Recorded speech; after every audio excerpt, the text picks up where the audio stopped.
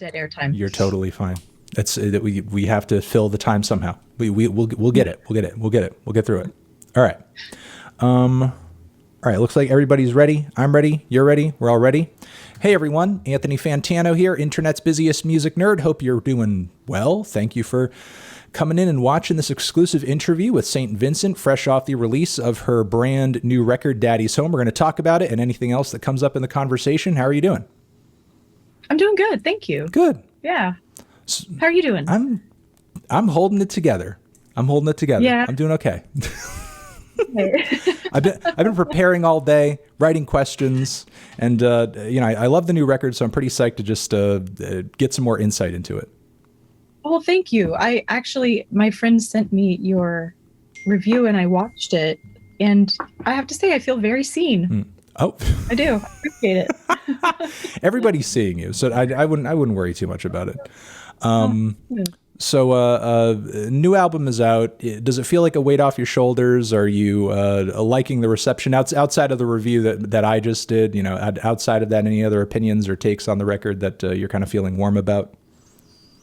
Yeah, I mean, I feel like the response from fans, which is the reason I do it, Sure, has been really great, and it seems like people are kind of here for the warmth and here for the new direction, even though it's, a little different. But I feel good about it. And I actually, on Friday when the record came out, I was like, great. Now I can just go work on something else. Like, now it's Daddy's Home is launched into the world. It's for you guys, enjoy it or not, or whatever, however you feel.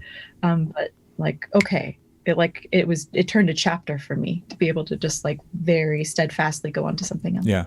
No, I mean, with each record, it seems like you're kind of reinventing yourself sonically and aesthetically. So you kind of strike me to kind of have that personality where it's like, okay, we're on to the next thing. We have to transition. Yeah, it has occurred to me that I might have ADHD. I know everybody's, likes to throw out unqualified diagnoses, but yeah, I'm pretty like, I get really obsessed with something and then I do it and then I just move on to something else and don't look back. And I don't know if that's good or bad. It just sort of is. Yeah. Funnily enough, I'm coming to terms with similar things lately as well. Yeah. Just like, just a lot of hyper focusing on music, actually, Seems like, I just sort of like, come to the conclusion that that's really the only thing my mind can focus on. And the fact that I've made that my career is sort of like, I guess, insulated me from the fact that there's sort of like, there's any sort of like, insulated me from the fact inability to concentrate on anything else, because as long as I'm doing this is my job, Yeah. So it looks responsible. I completely understand. And how lucky for us that we get to do the things that consume us. Yeah, exactly. Yeah. People don't see our other like blind spots and shortcomings. They don't. They really don't. So let me ask you to sort of start digging into the record.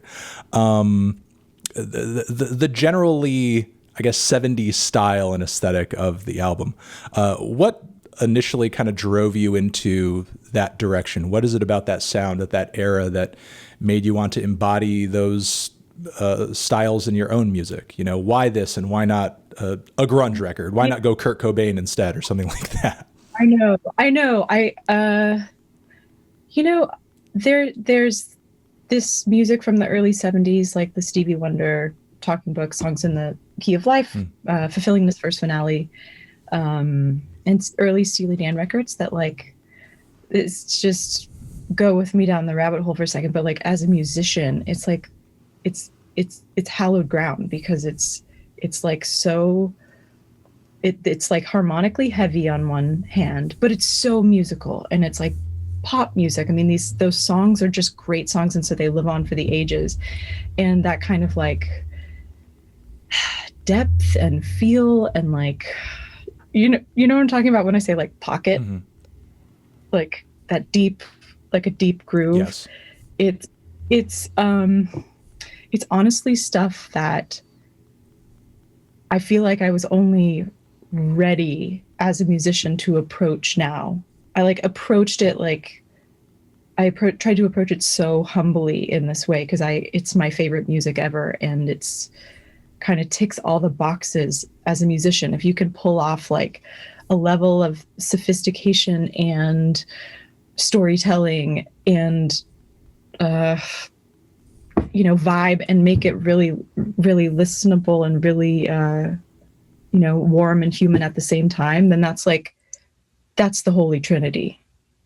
Yeah, I mean, those records, especially those Stevie records, require quite a bit of technical proficiency as well. Like, absolutely sick players on all those LPs.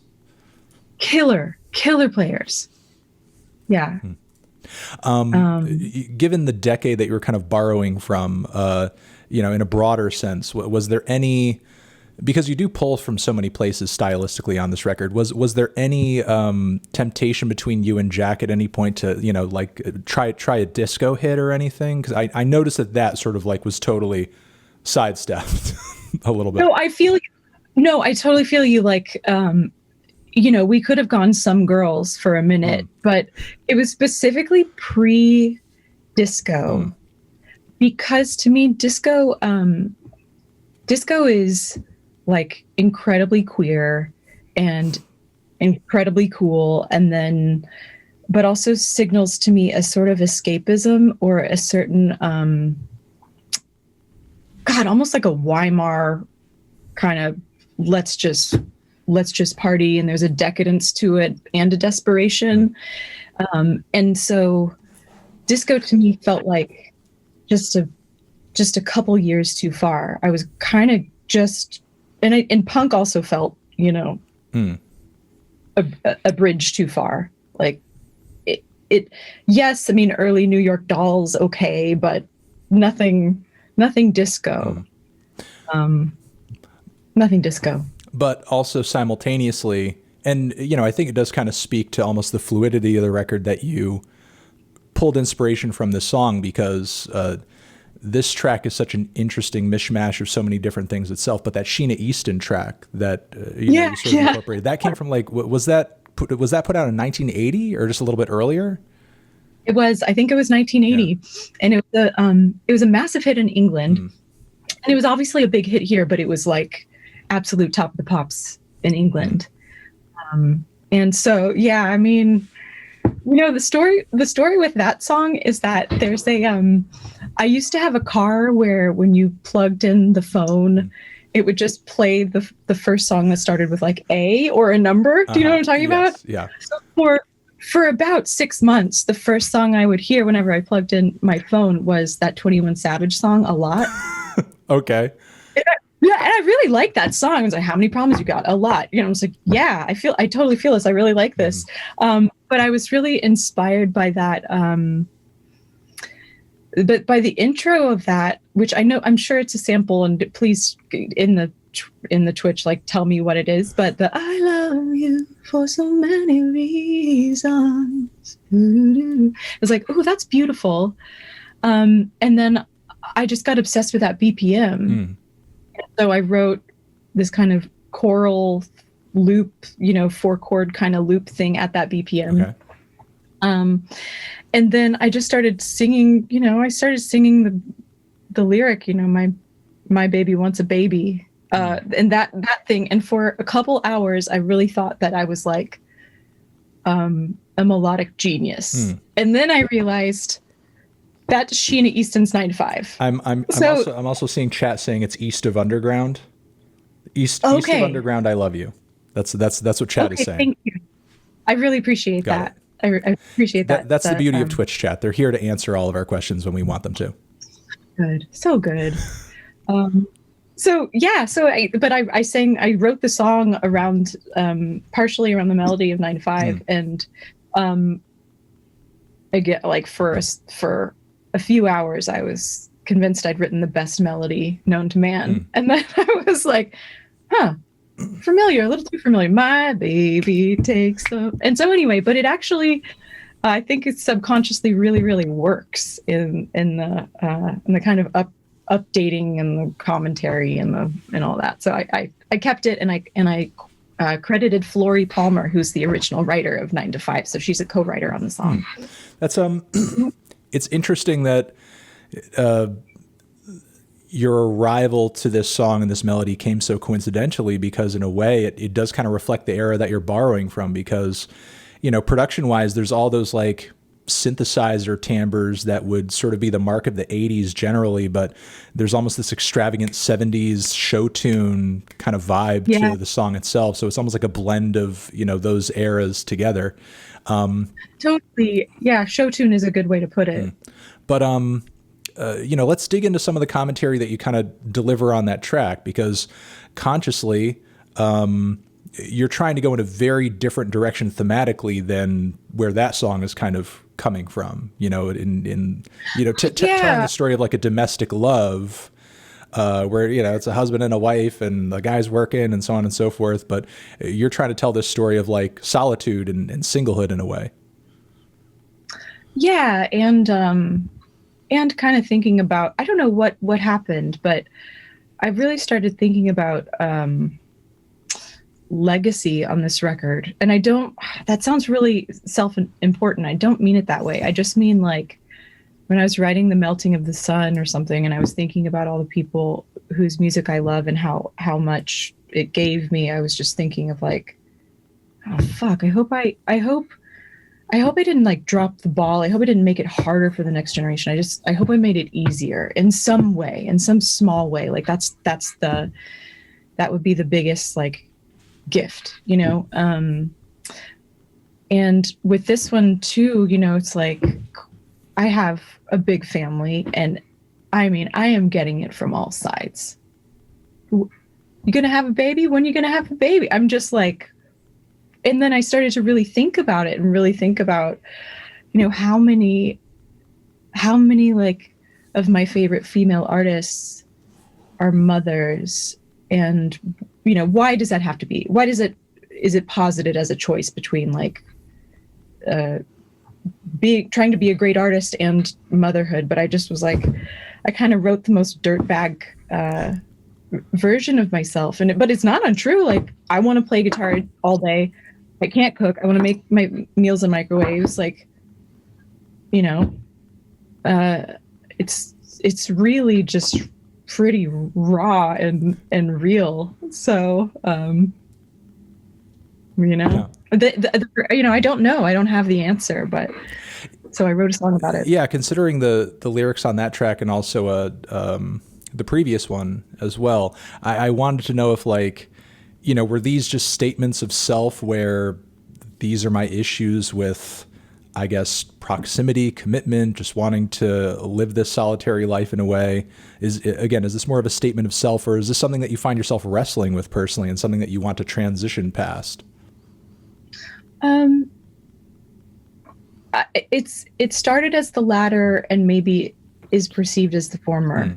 You know what I mean? Like, yes, it could absolutely be looked at as like a statement, but it really just was coming from a kind of personal vantage of thinking about my life and my life going forward and going,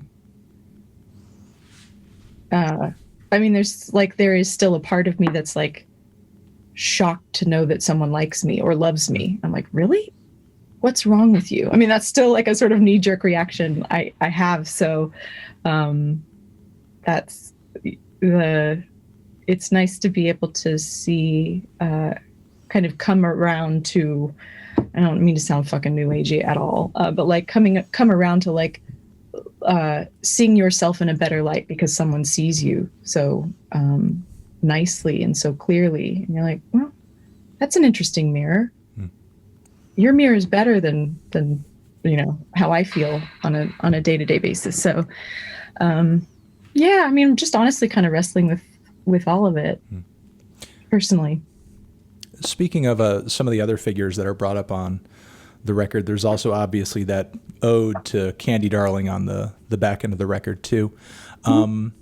Is your reasoning for including that track on the album the same for kind of mentioning those figures that you did on, you know, Melting of the Sun, or was there kind of a different ethos behind that?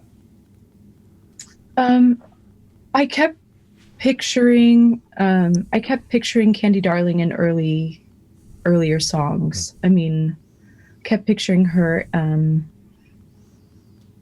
you know, making an appearance in Down and Out Downtown, and then I sort of feel her like feminine strength coming through in songs like The Holiday Party. And I guess what I found so kind of compelling about Candy Darling is just I have a friend who I guess was a really good friend of hers, and I didn't know, and she was by her bedside when Candy Darling passed. She passed young of cancer, but I was just thinking, like, wow, this person came from Queens, which is not geographically far from New York City, but came and became herself, like very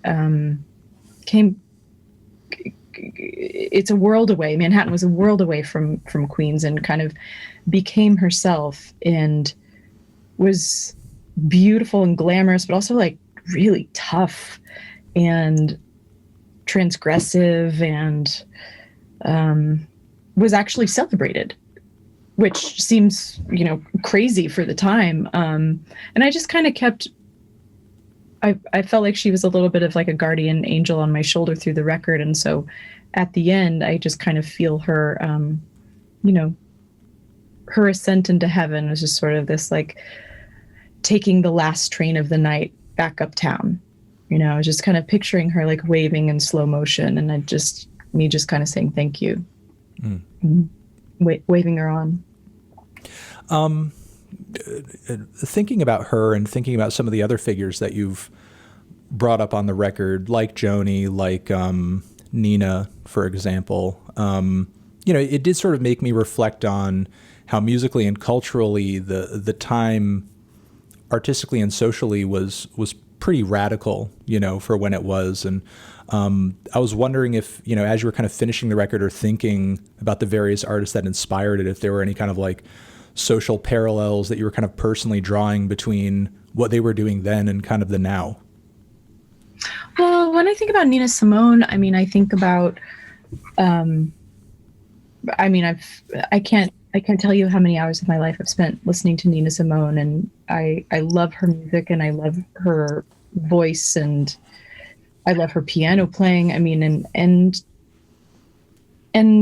predictably, she wasn't given credit for being a piano player, and then she was doing her thing and singing these great songs, and then transitioned to protest songs, and got into the Black Power movement and things like that. And it seems to me was kind of punished by the industry or the culture. And then she was like, peace out, I'm going to France. Like, so that's kind of, the line about Nina getting subpoenaed for singing Mississippi Goodbye Dam, I forgot your original question. I was just wondering if, sort of like were you thinking anything about kind of the radical change that these figures represented, and, how this kind of played out in today or the now, or, how things have kind of moved and ebbed and flowed since then? Yes, I think what was radical about them is they were radically themselves. And Nina Simone obviously didn't shy away from being overtly political. Somebody like Joni Mitchell, I don't say was, she is still alive, obviously, but she's a genius. And people didn't really give it up for her genius. And I'm not overly, obsessed with the sort of, I don't look at them as victims. I look at them as incredibly strong, incredibly singular artists who've given me so much. That's not my main bent on it, but just, it's just, that clip from, I think the last waltz, and Joni's playing Coyote, and Dylan and people around are like trying to play along, and she's just on like planet Xenon. Like she's just on this other planet from, it wasn't a song you could like jam along to, which was, I guess, the vibe of the day. And I just like, oh, so singular and so brave in just being themselves, I guess. Yeah, I mean, I definitely don't think Nina Simone would have seen herself in that victimhood light. Before I move on to the next question, have you ever seen that? No. Have you ever seen that clip of her threatening to shoot the record exec guy who owed her money? No. I love it. You need to look it up on YouTube. You need to look up Nina Simone gun, and she tells this whole story. I think it was a Swedish guy.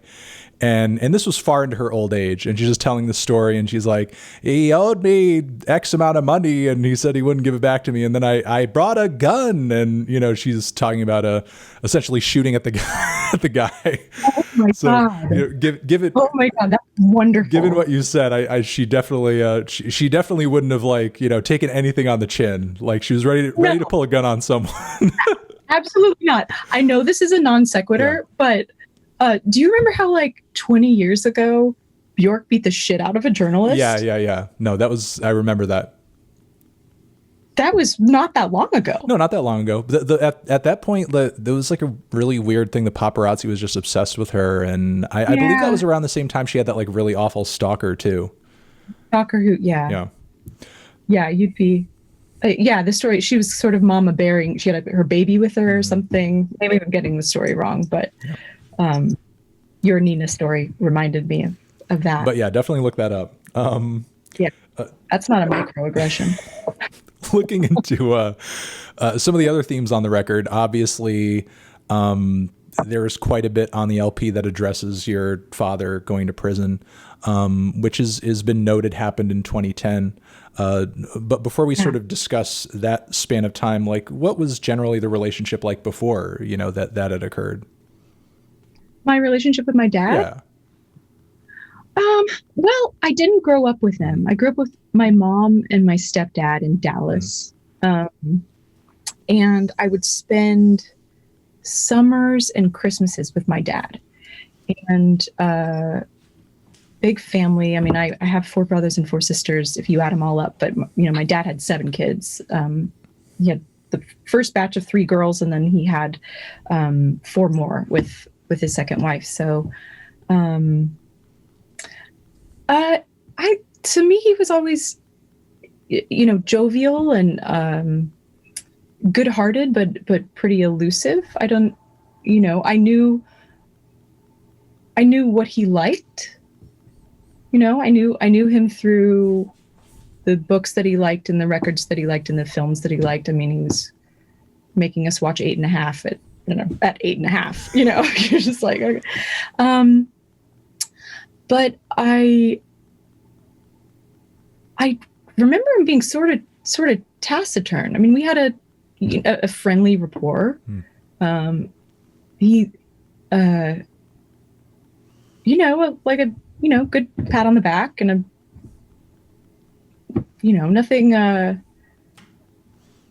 nothing horrible, but or anything like that. I just didn't know him that well. Yeah. No, I'm just curious, from a personal perspective, was, I guess, it in any way difficult for, you as obviously an adult at that point to have this radical change happen in your family's life, just as kind of your career is taking off in such a big way? Oh, bless your heart for thinking that my career was taking off. Well, I mean, that's an overstatement. Actor did so well. I mean, Strange Mercy is so great. I don't know. That's my own perspective. That's my own perspective. No, so incredibly kind. No, I wrote Strange Mercy after his incarceration. Yeah. So, I forgot your original question though. In that, was it straight? How did I feel about it? Yeah. Kinda? I mean, did it impact you at any time personally to be having these, huge changes going on in your own life and your own career while this was also kind of going on in your family? Yeah, I think because my parents divorced when I was very young. I think I was about 3. And so him going to prison was sort of like, oh, I lost him again. And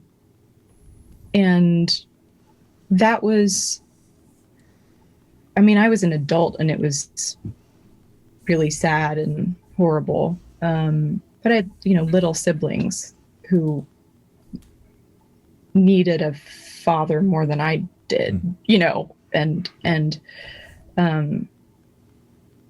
he wasn't there for 10 years, and he wasn't there for a lot of them growing up. So I felt very personally devastated, but also very devastated for my younger siblings. And that is, it's so, I mean, it's, there's, there's certainly the aspect of crime and punishment, but just putting all of that aside for a second, just the personal toll of losing somebody, Sure. Well, speaking of that, I mean, obviously, in regards to the title track, there's kind of a cheeky tone to the way that you're going about describing certain things in the visitation room and everything. But personally speaking, over that course of time, was it important for you to be supportive and be visiting and sort of be engaged over the course of that decade? Yeah. I mean, I basically was on tour forever. So, but yeah, I mean, I definitely did go, I definitely would put aside any, complicated feelings I had about the whole ordeal and just go and visit and be supportive. Because that's what I would want. I would, seems pretty horrible to be incarcerated and to have your family abandon you. I think would be, would make somebody give up hope. So, no, I definitely would go and visit. And funny story. So I don't know. Are you a UFC fan? I mean, I've watched on and off. It's not something I follow closely. Yeah, okay. It's not something. Okay. I figured that was probably the case. I do watch it, but there is a great fighter named Kamaru Usman. And he just defended his title a couple weeks ago. But his dad was in prison with my dad. So, and that was part of his story. That was part of his press story, was like, I just can't wait to finally have my dad back. And he, in fact, he could have, I guess, switched up and gone to do the pay-per-view fights. But he didn't for years, even though, that would have been the step up in his career. He didn't, because he wanted to make sure that his dad could see him fight. Wow. At prison, and he knew that they would, spring for the pay-per-view. So my dad and Usman's dad were, friendly in there. And so we have the, Usman and I have this sort of strange connection of being the kids who people would stay up to watch on late night TV. Mm-hmm. Which is just, so funny. I mean, it's so sad, of course, and all that things, but it's just fucking funny too. Yeah, I mean, it's quite serendipitous. Yeah. Have you had any connection with him, or reached out, or just had any communication? Well, I'm a really big fan. Okay, I'm a really big fan. He did this fight a year or so ago, and he fought this guy Colby Covington, and Colby Covington was Trump loving and really, he stood for all the things, Colby Covington was insufferable, and Usman was fighting Colby Covington for his title. And this is right before the pandemic, and I remember watching it at a sports bar. I almost got into a bar fight with the guy who was cheering for Colby Covington. And Usman, it was a tough fight, but Usman kicked his fucking ass and broke his jaw and won. But it felt like more than, one fighter beating another fighter. It felt like a cultural, we're going to win. We're going to win this, guys. It felt like a cultural moment, and it had a lot of emotional significance. So, I mean, that's been the case for fighting for so many generations, that, whoever is fighting in the ring tends to represent something for the people who are cheering them on. You know, it's so much more about the, you know, than the individual who's in the ring. Oh, absolutely. Yeah. It's about the projection. It's about the identity. It's about that feeling. I'm maybe jeopardized too much of your time talking about Ultimate Fighting Championship. No, chat is actually absolutely loving this UFC detour. So no, it's totally great. It's totally great. And they were hyped to hear that you almost got into a bar fight too. So don't worry about that. Don't worry about that. I did. There was this one guy who was cheering for Colby the whole time in a room full of Usman fans, you know? And anyway. And you were the one that stood up and said, "Fuck you, buddy." At the end of the fight, when Usman won, I got right up in his face and walked by him and said something fucked up. I'm a monster. Wow. So just everyone in chat. Everyone in chat, just don't be saying any Trump shit around Annie Clark. You're just gonna get fucked up. So to go back to something you were kind of saying earlier, about your career taking off or not taking off or whatever. Still though, you did do this track on the record, "Living the Dream," which is almost like a meditation on, you know, sort of like the idea of being sucked up into fame. Is that something that, you know, you sort of feel tempted to do sometimes, or do you have to give yourself like a reality check to, you know, sort of like not get in that mindset? I mean, again, I know you don't necessarily perceive things as taking off, but is there still like a potential there to kind of have your head in the clouds or kind of get eaten up in ego in a way? Yeah. First of all, I feel very seen. That's a very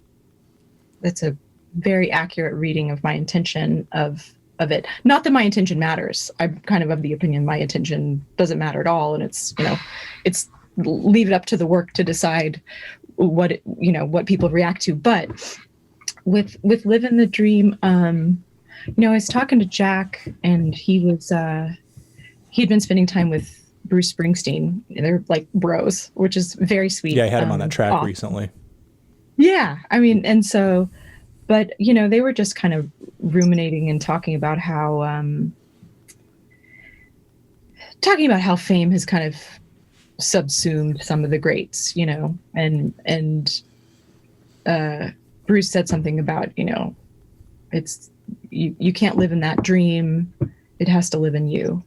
And I was like, yeah, that's exactly what it is. I personally now don't feel like I would be like led astray by the sirens on the rocks, but I mean, I've certainly been at points where I've been just, I don't mean strung out exactly in a heroin sense, but just kind of like strung out and susceptible to things that I wouldn't be susceptible to if I, you know, when I'm like kind of in my body and strong. So, yeah, I mean, I think it so happens where people, they start to just have people around them who say yes. And then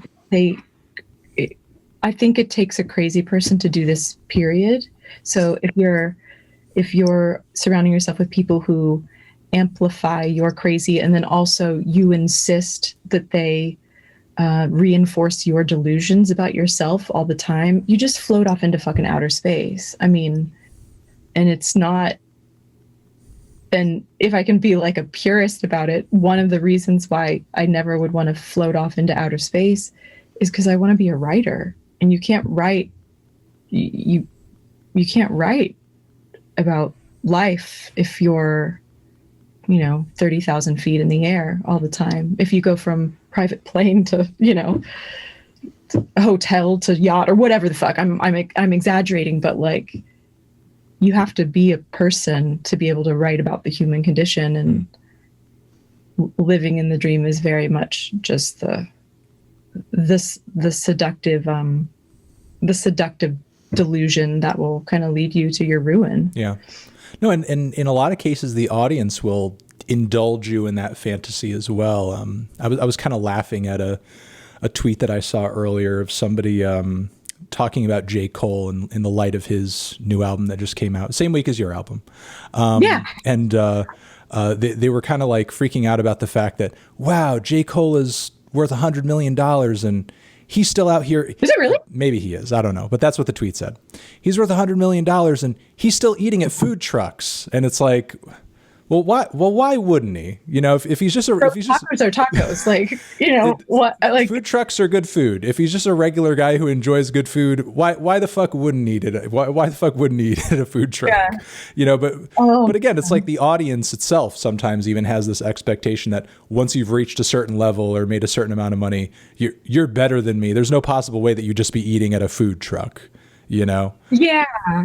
Which, I mean, as a fan of music, I get that. If I saw one of my heroes just plowing into a pulled pork stand-go, I'd be a little, but yeah, I mean, I totally get it.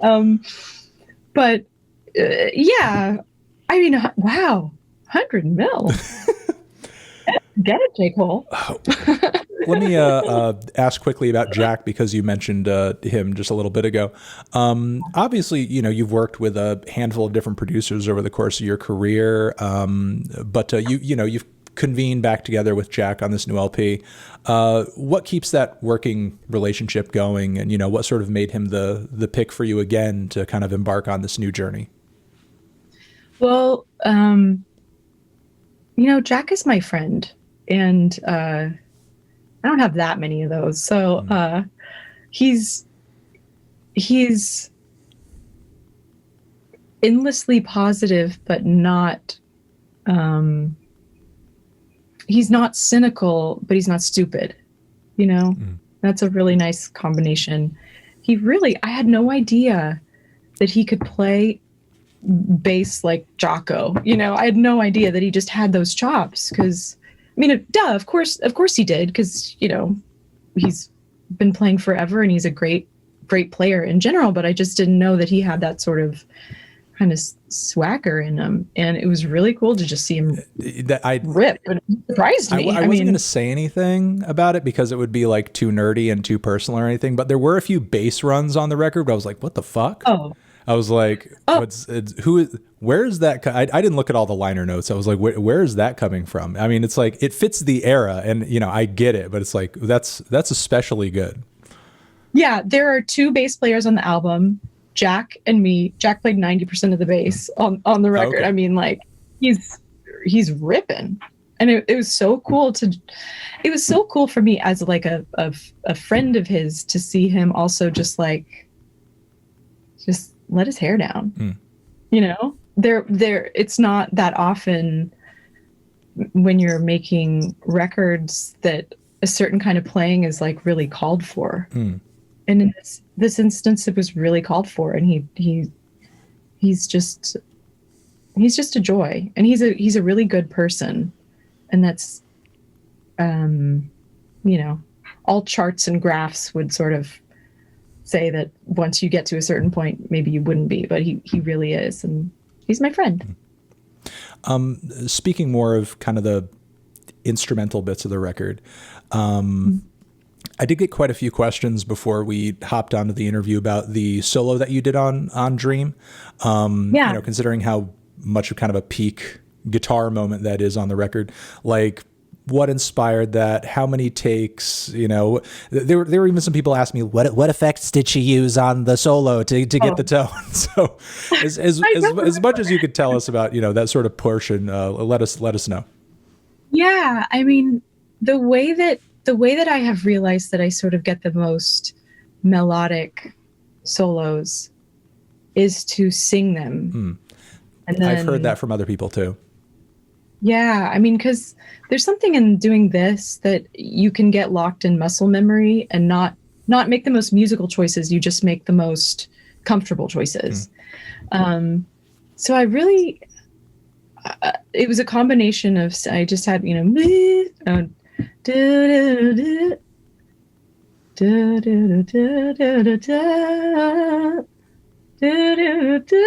oh, I can't do it now. Anyway, I sang it over. Eventually, I sang it, or at the time, I sang it over the track. ooh, ooh, ooh, ooh,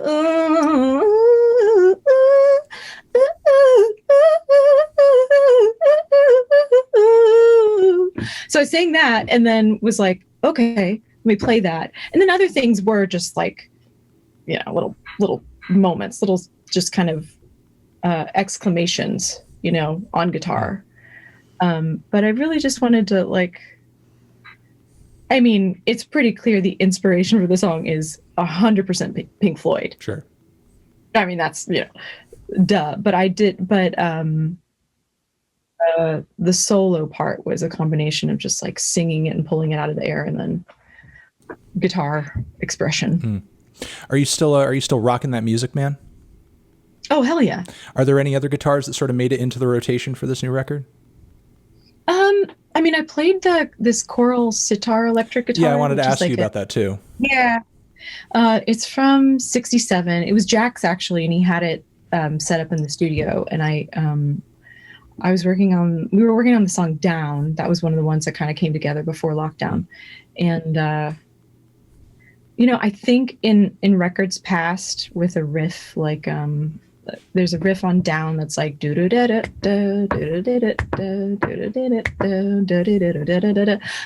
times past I probably would have like made that a heavy distorted guitar. But in this palette I was like, that's like just not ripping. It's not like cutting through. It's making it's putting a hat on a hat in terms of the meaning of the song. So I picked up the choral sitar guitar and was like, oh, this has like a sort of bite to the high end and a sort of twang to it. And also like it has like a cheekiness to it, but enough of like a cut through because of the resonance of the high frequencies. I was like, oh, this is dope. And so I ended up incorporating it onto so many things. And Jack actually gave it to me. After the record was done, he just gave me the guitar, which is so sweet. Wow. And, also works perfectly because of its context into the psychedelic elements of the record too. Yeah, for sure.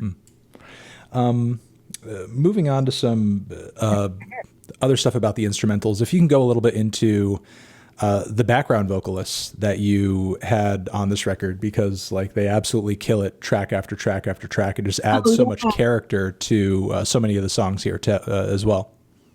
Yeah, well, so it's a wonderful woman named Lynn Fidmont and a wonderful woman named Kenya Hathaway, who is the daughter of Donny Hathaway, which she buried the lead. We were in the studio we'd had probably 3 or 4 sessions, and she was talking about her family, and I said, oh, is your family musical too? And she kind of said, yeah.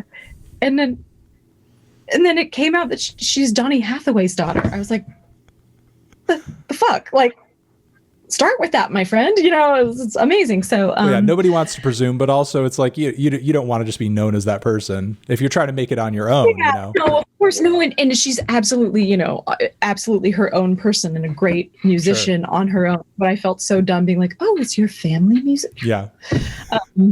But so, I think what happened with I really had so much fun writing for other voices, and then it gets to be a dialogue, and sometimes they're like your friend who's like, this is stupid, and sometimes they're like a Greek chorus who's omniscient, and sometimes they're I don't know, the angel on your shoulder or whatever. But I really loved the dynamic of getting to sing with other singers, and we would first couple times through a song, they would sing it so beautifully, and they'd be like, yeah, but what if you'd been up till 4 a.m.? Like, how would you sing it then? And they get a little closer to the sort of like brassier, ugly is subjective, but like uglier tone. And I was like, yeah, but what if, what if you'd been up till 7 a.m. and you hadn't slept in 3 days? What would that sound like? And then we finally, on a lot of those things, got to the ow, ow, that sort of like that sort of like muted trumpet thing that you can do with a voice. That's just like, yes. So cool. Yeah, no, it's obviously in a complimentary way, but there is something that is very out there and almost like, I don't know, David Lynchian about the tone of those background vocals and just how like out there that they are. And I imagine that it sort of really needed to kind of be pushed to that direction to get them sounding exactly that way. Well, I that's not a slight to them at all. I think they just were erring on the side of caution. Oh yeah, absolutely. You know, just being professional and going, well, I'll give this person a nice, you go into the studio and you want to play it as straight as possible because that could be the expectation. Of course. Yeah. They didn't know, they didn't know me. But one of the fun things I thought that, Jack would just have them just like riff over a song, like, yeah, just, so, it makes me smile that, after the, Pay Your Way in Pain kind of intro, there's the ow do that do, and I'm just like, yeah, that was just somebody just like I wanted it to feel like it was a party happening, and you just there just happened to be a song on, and you just happened to be in it, and I loved their just expressions, just air and movement. Did I just do jazz hands? I know. Just a touch. There's nothing wrong with it a little bit. It's not fun. You had a recent inclusion as well into that McCartney remix record. Yeah. What was the reach out about that like, and sort of your creative process in approaching the revision of that? Well, I got I was asked if I wanted to do it, and I was like, duh. And then they sent me his multi-track for it. I want to say stems, but it wasn't even stems, because it was the song as it is on his record is piano, bass, drums, and vocal. And I listened to it a gazillion times. I loved that song, so I picked it, and I probably did 10 versions of the song, honestly, and I'm particular, but I'm also like, like kill your darlings, it doesn't matter, move on kind of thing. I have a duality with that in terms of process, because be incredibly precious and then not at all. So, but with this, I was like, Paul McCartney's going to hear this. Right. How do I make this song not better, but different in a way that warrants its existence in the world, And I finally kind of came into the more like trip hop situation, and sang and played guitar and sent it off, and was just sort of like, Well, he was going to hear it. It's Paul McCartney, but simultaneously, McCartney 3 is a part of that weird, raw, self-recorded legacy of McCartney 2. You know what I mean? So it's like doing something wild and offbeat is almost, I think, expected and kind of welcomed on such a project. I'm sure you have, but like, just to open it as a point of discussion, you've heard Temporary Secretary? No? Oh my God. It's easily the most insane thing that I think, you know how John Lennon is often like, categorized as the artsy Beatle, That's actually not the case, because if you listen to the Paul McCartney song Temporary Secretary, you realize he's the crazy one. It is easily the most nutso thing I think anybody in the Beatles catalog has ever thought of, conceived, recorded. I will listen to it the second we get off this call. But also, I mean, I would buy that in that the post Beatles John Lennon stuff is glorious, but it's blues, it's blues. And that's not a slight on blues, but in terms of like the mad color and the mad harmony, but that's kind of Paul. Yeah. It's kind of Paul's domain. I'm a fan of a lot of that Lennon era stuff too. And, have done an interview with Sean and am a big fan of, Plastic Ono Band stuff, but like, I swear to you, have your PR person reach out to me if you have anything to comment on this, further past this point. But if you hear that song and it doesn't change the way that you look at Paul McCartney from now until like forever, I would be surprised. I would be Okay. I would be surprised. I'm so here for it. Oh, I can't wait. Thank you. No problem. I also know that you're a Tool fan. Love Tool. And wanted to know, as a fan, was the comeback to your liking? Did it meet your expectations? It did. It was one of those records that I put on and it washed over me, and in a good way, in a sort of like I was completely sort of lost in the trance of it. It is a jammy kind of LP. Yeah. I mean, it's like some logic of songs is like very linear, it's just, and we go here and then we're going to go here, but then we'll go here, and it just doesn't like sort of circle back. And some is obviously more, about all the seasons returning. But yeah, this to me, it felt like psychedelic in its structure. And I mean, I love Tool. I mean, Maynard's voice is heartbreaking. I know that Tool gets the sort of, rap as being like, or something, from people who don't know. But Maynard's voice, even when you go back and listen, I went back and listened to A Perfect Circle and Pussifer. Yeah, Pussifer. Did I say that right? Yeah. I've never heard anyone say it.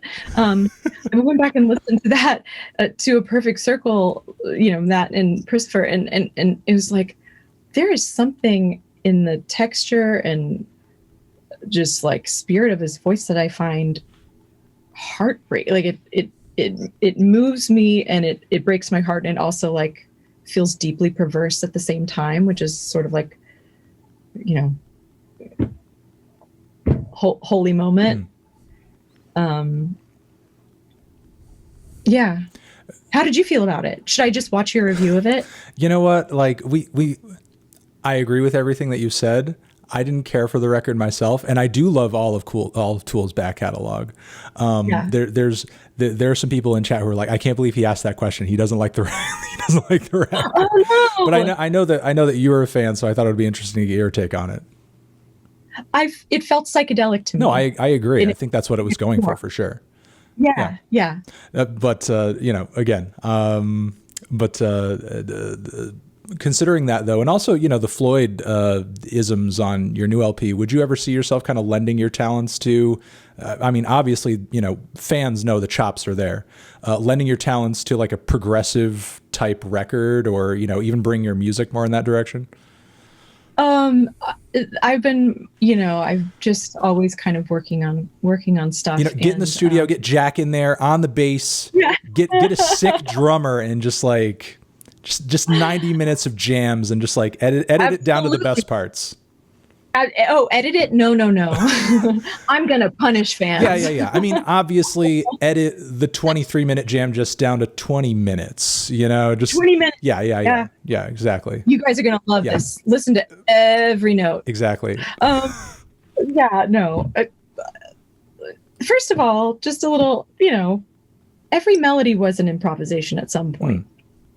So sometimes when you're improvising, some things are better than others. Anyway, that's a tangent. But it's funny that you mentioned that, because I'm always working on things, but a lot of the things that I have been working on are very linear, and definitely don't follow you like that chorus, let's hit it again, or whatever. It's and kind of reminds me of like early Yes. I don't know if you're a Yes fan. Yeah. Follow your nose. Follow Tool's example. That's my advice. That's my encouragement. Yeah, thank you.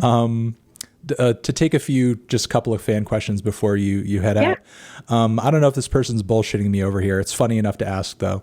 Edible Messiah wants to know, one thing fans might not know about you is that you're really into Fortnite. Have you gotten any victory royales lately? I am really into Fortnite. It happened during quarantine. Well, yes, of course. We listen. We all got really into something during. What do you want from me? We all got really into something during quarantine. So I mean, that's just the thing that you got into. Exactly. Yeah. I got very into, but it came from what I call it Link, but Breath of the Wild, which is a beautiful game. It's cool, but you can't get any victory royales in it. No, that's a slow burn. That's a high that you can't ride in that game. No, exactly. Yeah. So, but Fortnite, I play a calculated game. Before you go on, do it like this. I've never played it. So knowing that, explain to me your play style again, as if to someone who's never played it. What is the objective and how do you achieve it? I mean, the objective for me is to have my fucking nephews play with me, but they never will. Even when they're online. What? Just like, I'm trying to bond with you children. That's awful. They kick me out. That's a call out too. God. Yeah. You're on notice, William. No. No, but so you get dropped into an island. Everybody has the same. I don't need to explain Battle Royale. Yeah, I've played shooters and Battle Royale. Yeah. So, you get dropped into an island. Everybody has their same tools. You try to grab guns and things and health and kill people. And the last person standing, wins Battle Royale. I guess the thing about Fortnite is that you can, if you hack down things that are metal or wood or whatever, you can build a little fortresses for yourself to ostensibly shield you. Got it. I'm terrible at building. So I have to compensate in other ways, which is to say that I do a lot of fishing. Fishing is underrated in Fortnite. Laugh all you want, comment section. I do a lot of fishing because sometimes you get like a purple gun. You get like a really good gun that otherwise you'd have to like kill a boss for. You are I'm just taking it all in. I'm taking it all in. I want to know the I want to know the strategy. Listen. I want to know the strategy so that when I play, I know how to win. Oh, okay. All right. Fair enough. So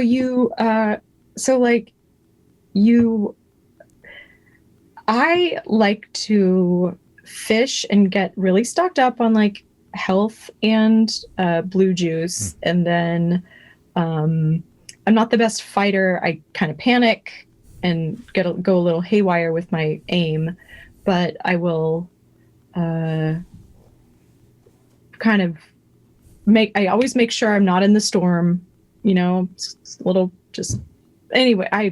basically just hide till there are very few people left, and then I come in guns blazing.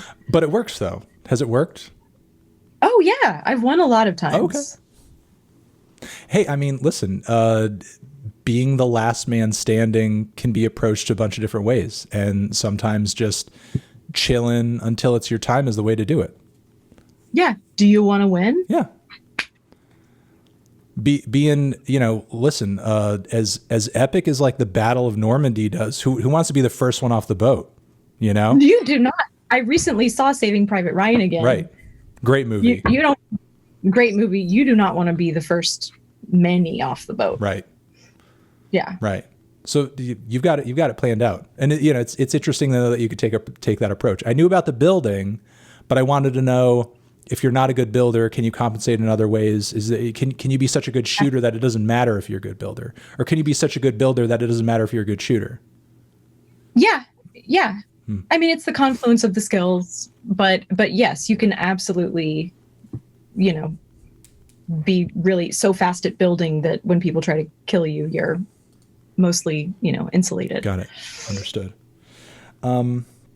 I wanted to ask you quickly about, before you head out, the tour that hopefully, fingers crossed, pandemic tour going to happen at some point.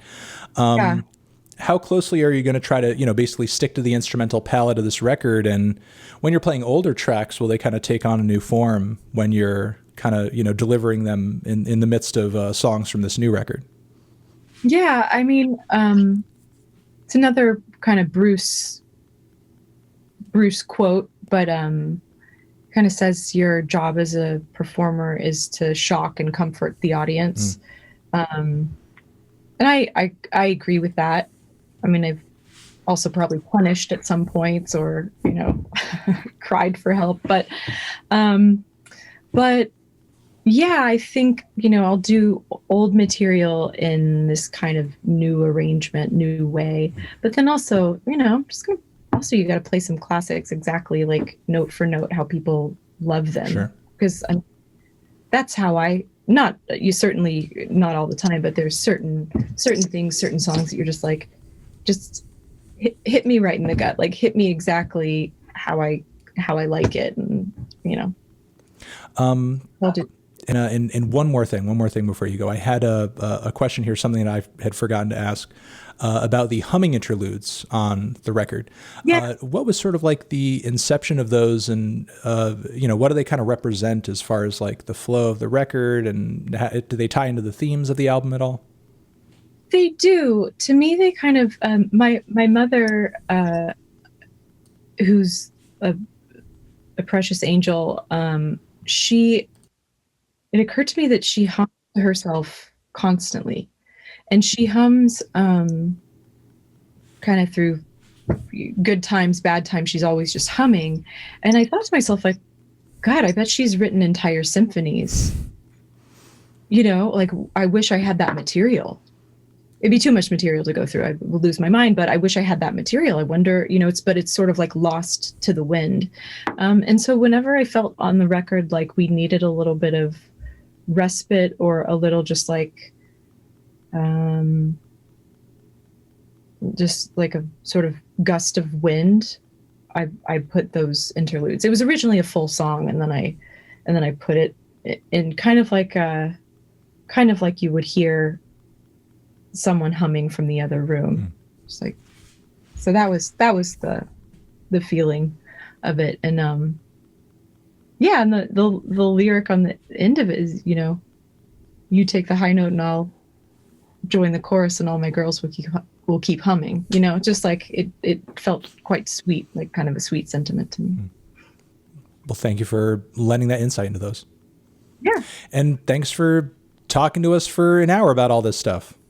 Yeah, it was really fun. Appreciate it. Such a joy. It has been a joy. You've been an open book. You've been a great guest, and I'm very happy that this went as well as it did. Yeah, me too. Awesome. Celebrate. Let's celebrate. Let's celebrate with when we both get offline. We'll listen to Paul McCartney's Temporary Secretary. Fuck yes, that is what I'm going to do. All right. Well, again, thank you very much for coming through, and hope you have the good rest of your day. Thank you. You too. Have a good one. Right. Bye, guys. Bye.